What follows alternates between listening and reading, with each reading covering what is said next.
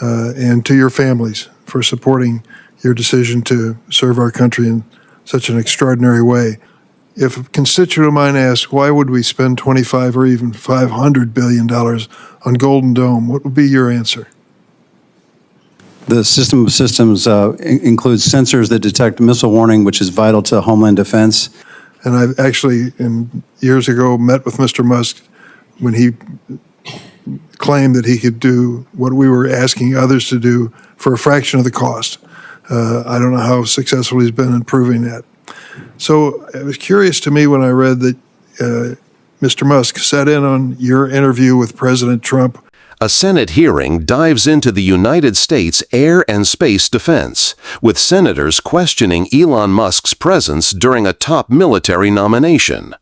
General Saltzman details threats from China and Russia, the rise of space warfare, and the 500B Golden Dome missile defense system. Space is now a battlefield, and America's preparing. Durbin and then Marcowski.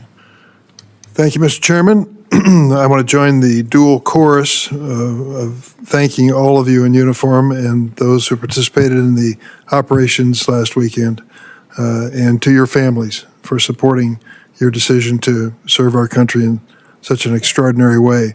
And secondly, I happen to have an Air Force base in Illinois, Scott Air Force Base, which serves as DoD's global mobility and transporting hub. Very proud of it. There's a 126th Air Guard unit at that base, also interested in KC-46, so let me make a point for the record. We hope you'll give favorable consideration to their application.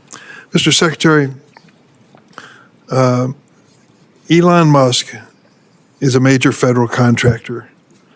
His company, SpaceX, does a lot of business with the federal government, and there are other companies that he's involved with that are federal contractors. Is that correct?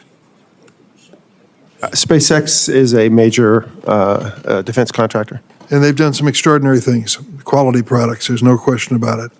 And I've actually, years ago, met with Mr. Musk when he claimed that he could do what we were asking others to do for a fraction of the cost. I don't know how successful he's been in proving that. So it was curious to me when I read that Mr. Musk sat in on your interview with President Trump when you were being considered for the role of Secretary of the Air Force. How did that work? There were a number of people who sat in the interview, but it was quite clear to me that the president was executing the interview. He asked all the questions, a great discussion. Then I had a follow-on conversation with the president, and I'm very proud that he selected me based on my history and our discussion to lead the Department of the Air Force. Can I stick with that question for a moment? When it came to the questions, you're saying Mr. Musk did not ask questions? No, Senator, the president asked questions. Only the president? President, yeah. I see. Okay. Did you consider that to be unusual, that a major federal contractor would be in the room on your interview with the president for this position? Senator, I've never been through a nomination process before. I was pretty excited to be in the room with the president. We had a great discussion, so I couldn't speak to anything beyond that. Thank you. It was a very technical discussion, and again, I'm just super proud that he honored me with this job. Thank you. Wish you the best in the job. General Saltzman, if a constituent of mine asks, why would we spend $25 or even $500 billion on Golden Dome, what would be your answer? The system of systems includes sensors that detect missile warning, which is vital to Homeland Defense. The data transport layer that will underpin Golden Dome is going to be vital for a number of mission functions around the world. And it's that final piece where we try to protect the homeland with interceptors that I think is vital. And the question I might have is whether or not we are trying to defend our satellites in orbit as well. We are working as hard as we can to make sure that the satellites that we have on orbit that we depend on are as resilient to attack as possible, and then also being able to use counterspace capabilities to impose costs on anybody that would try to attack our satellites.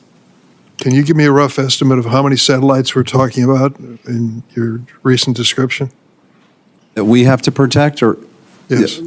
Dozens, and growing every year. With the Space Development Agency's proliferated constellation, in the next 2 years, we'll put another 300 on orbit.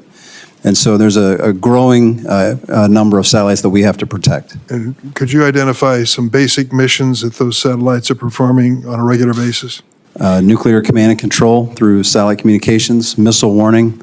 The GPS constellation not only provides precision navigation and timing, but it also, that timing signal is key to economic and financial infrastructure as well as the internet that you use. That's a big deal. It's a big deal. So what about our adversaries? China, Russia? My biggest concern is that the kill web that we call it, that the PRC has put in place, allows them to track and target at great range the rest of the joint force in all the other domains. They've put a very capable ISR web together on orbit, and if we're going to protect the joint force, we have to be able to mitigate the effects that they're generating by that constellation. Is that what the Golden Dome is all about? Well, Golden Dome is more about homeland defense. I have to protect the joint force from space-enabled attack worldwide. What do we characterize that defense by name? Space superiority. That's pretty obvious. That's good. I like that. Thank you very much. Thank you, Mr. Chairman.